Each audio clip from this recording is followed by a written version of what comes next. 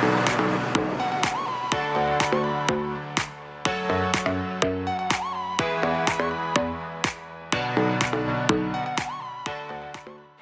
everyone and welcome to Bailey's Coffee Academy. Today's video is all about batch brewed filter coffee. Batch brewed filter is a great option whenever you need to serve a lot of people and fast, and is also a very good option in self-service scenarios. It's also a great way to showcase a number of different coffees with different flavour profiles, so it is very suitable for those cafes who want to serve specialty micro lots. There are a lot of different sizes and setups available, so it's very easy to find the right batch brew setup to suit your business and customers' needs.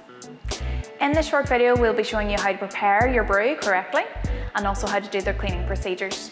We'll also be doing a bit of troubleshooting at the end to help you identify and correct some common problems. So let's get started. Step 1. Insert the filter paper into the brew pan. Make sure it is the correct size and that you definitely only have one. Step 2. Grind the desired amount of coffee at the correct grind setting into the filter paper. Some of you may have a timed or weight-driven grinder, which will take care of this for you by the push of a button, or you may have what is called a shop grinder, in which case you will need to use a set of scales to weigh out what you need and set the dial to the right grind setting.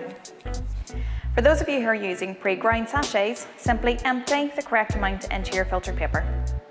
For more info on each of these variations, please see the relevant training guides in the links below. Step 3. Distribute the coffee evenly and then insert the pan into the brewer. Step 4. Place a clean preheated flask below the brew pan and begin the brew cycle.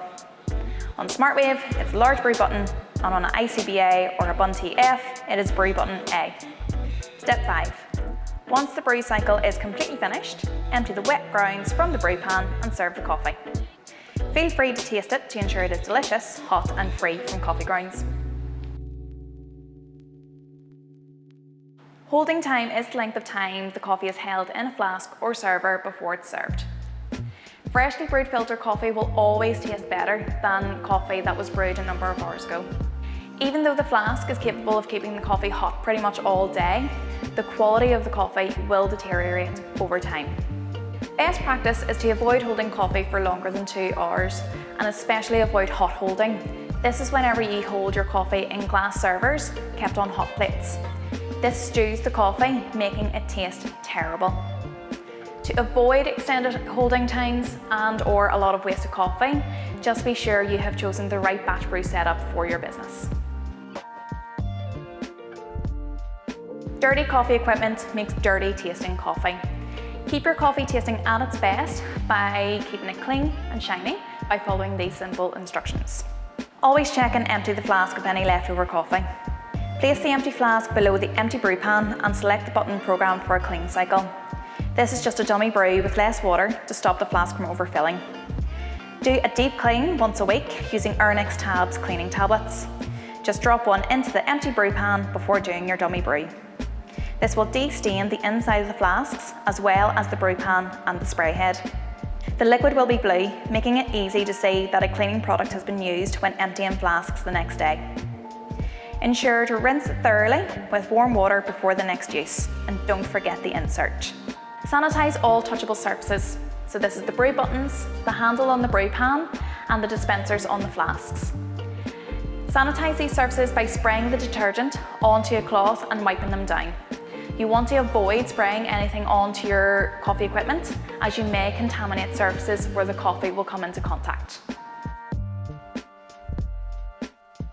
Avoid serving cold coffee by always brewing into a preheated flask and using preheated cups.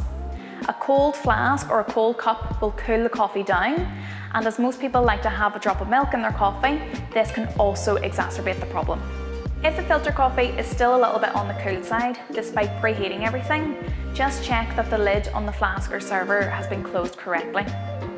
If the lid has not been fully shut, whether due to human error or because it's a bit broken, this will allow the heat to escape. If the flask is in full working condition and has been closed correctly and the coffee is still a bit cool, please contact your trainer or engineer who will be able to investigate the problem further. If the strength of the coffee is a little bit off, This is normally due to an incorrect ratio of coffee to water, simply meaning that there has been too little or too much coffee used, or too much or too little water dispensed from the brewer. If you're weighing out your own coffee or using pre-ground sachets, just double check that enough has been used. If you're using a weight-driven or a timed grinder, just check that there is enough coffee in the hopper. If the problem still persists, please contact your trainer and engineer and they'll be able to help you further. Sometimes you might have a stray coffee grind in your brew. However, if there is an excessive amount, just check that the brew pan is completely clean and clear before you put your fresh coffee in and begin your brew cycle. Sometimes the coffee can actually overflow the filter paper in the middle of the brew cycle. This can be caused by a number of things. The incorrect sized filter paper being used, more than one filter paper being used, or too much coffee in the brew pan. Again, for further assistance, please contact your trainer or your engineer. So that's it for batch brew.